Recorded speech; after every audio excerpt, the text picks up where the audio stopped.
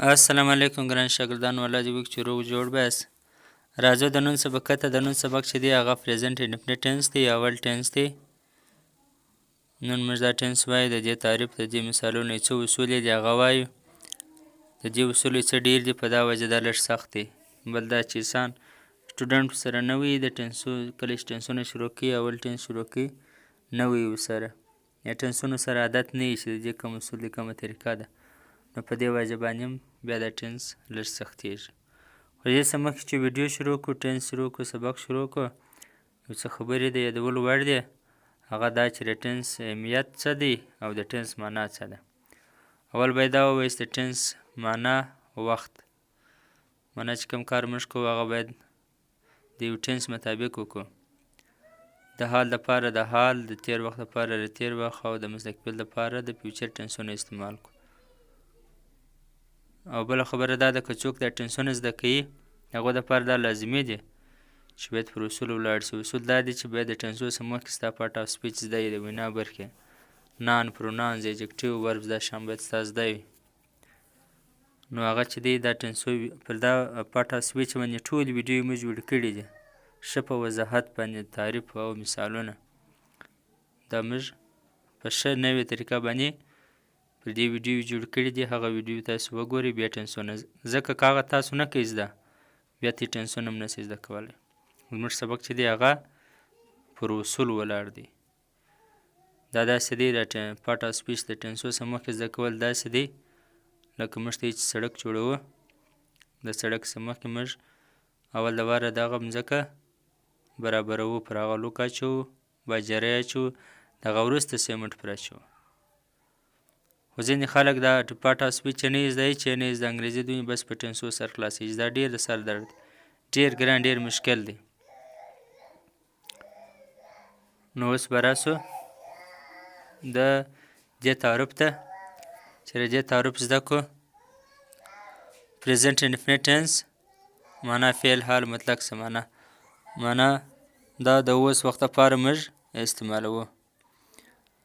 We use this tense for the works which we do daily, every day, repeatedly, for universal truth and as a habit.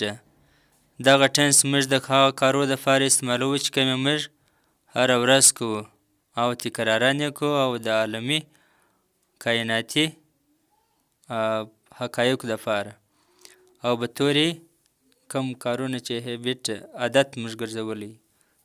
موږ هره ورځ ورزش کوو او هره ورځ کار ته ځو، اسکول ته ځو، دکان ته ځو، بارډر ته ځو. د دې دپاره کوم کارونه چې موږ په 24 ساعته کې هره ورځ تکرارا کوو، دا ښه زده کړئ. بیا درته وایم کوم کارونه چې موږ په 24 ساعته کې هره ورځ تکرارا کوو، عادتا یې کوو، د دې لپاره دا ټینس استعمالیږي.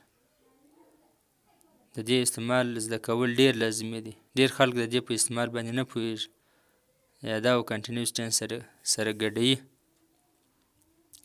او عالمي یا کائناتي حقایق چې شته، لمر راخیږي، سپوږمۍ ځلیږي، ستوري ځلیږي، د دې دپاره چې کوم کارونه قدرتي کېږي په کائناتو کې ترسره کېږي، د هغه دپاره لمر پر 5 بجې راخیږي، د شپې لخوا ستوري ځلیږي، راخیږي. د دې دپاره موږ دا زده کوو.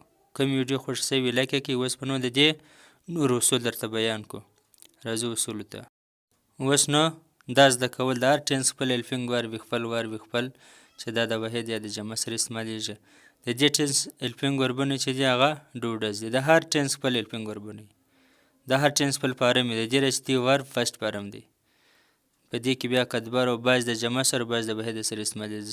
د دې ټینس ته ډوډز دی، ډز د واحد سره، ډو د جمع سره. اوس نو واحد و جمع و چېشته وایي آی وی یو دی، علي او امین، دا چې دا جمع نومونه دي، دې ته موږ پلورل ناونز وایي.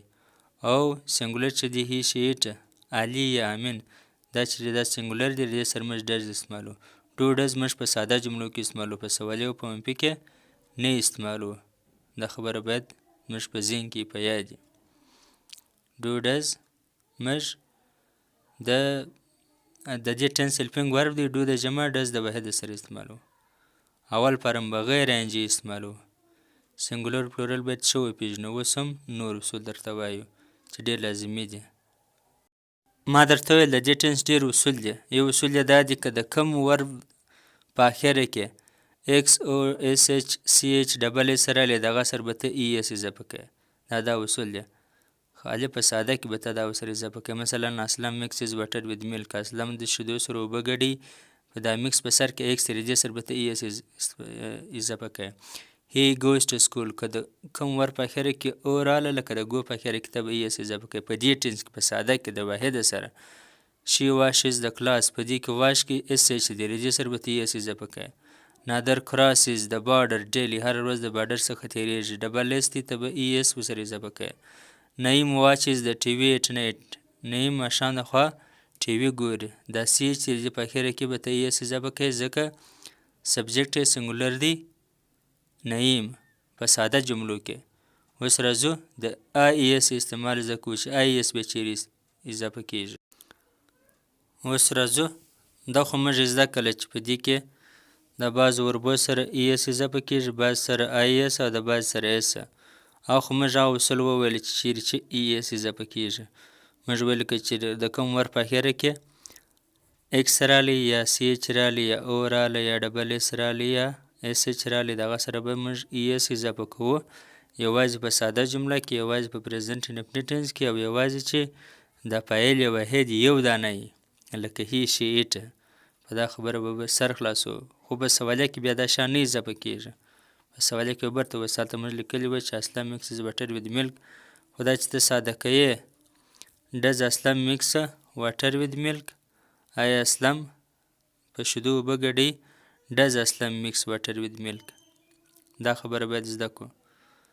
نو هلته بیا د سوالیه کې چې بیا دی هغلته د مکس سره بیا ایکس نه راځي چې ای ایس نه راځي چې موږ دا ووایو چې ډز اسلم مکس از واټر وید میلک. دا بیا غلطه ده. نو اوس راځو آی ایس څنګه اضافه کیږي دا به مو وایو. بیا ورته بیا په دا ټینس باندې نور وضاحت ورکوو چې جمله څنګه په پریزنټ انډیفینټ ټینس کې جوړیږي، ساده سوالیه منفي. اول دوره ده که د کوم یو اصول دا دی که د کوم ور په اخره کې وای راغلی ته به وای لرې کوې، آی ایس په دغه پر ځای لیکې. لکه دلته هی فلایز د کایټ، دا فل وای دی فلای دی، موږ آی ایس دغه پر ځای راوستلی هی فلایز د کایټ.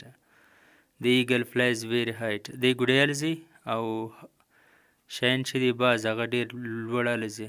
د ایګل فلایز ویری های، باز چې دی هغه ډېر لوړ الځي.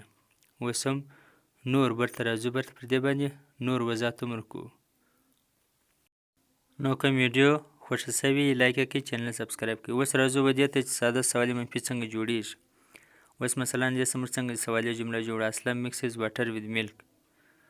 دا به موږ راولاړېږو هیلپینګ ورب به اوس په سوالیه کې به باره اول هیلپینګ ورب لګو. که دا فاعل یو واحد ولو لکه اسلم چې دی د دې سره بیا ډز اول د واره لګوي. که چیرې جمع ولو لکه دی یو دغه سره بیا ډو لګوي. اوس سره اسلم جمله موږ سوالیه کوو اسلم مکس از واټر وید میلک. دا ساده به دا رقم جوړه ډز اسلم مکس واټر وید میلک. دا رقم هی ګوز ټو سکول ډز هی گو ټو سکول. بیا به ایس ته ځین لرې که شي واشز د کلاس ډز شي واش د کلاس. دا رقم دی. او هغه جمع نمونه چې راسي دغه سره به ته ډو استعمالوي. دا رقم پر اصول ولاړ سي. دا ډېره ښه اسانه طریقه ده، بیا مې ډېر ښه زده کېږي. مننه. دا و د نن ټینس او د نن سبق. الله حافظ. تاسو هم په کمنټ کې تاسو هم جملې ولیکئ چې موږ وپوهېږو چې تاسو وپوهېداست که نه، یا تاسو ولیکئ چې زموږ صرف خلاص یا نه. تاسو کوم مشکل لرئ موږ څخه پوښتنه وکئ، که مشوره راکوی سئ چې موږ تاسو ته نور کم ګریمر ووایو. دا زده کړئ چې د یوې ټینس څخه به نه یو شی منده کوئ نه به اضافه کوئ، د بل ټینس شیان به نه په ګډوئ.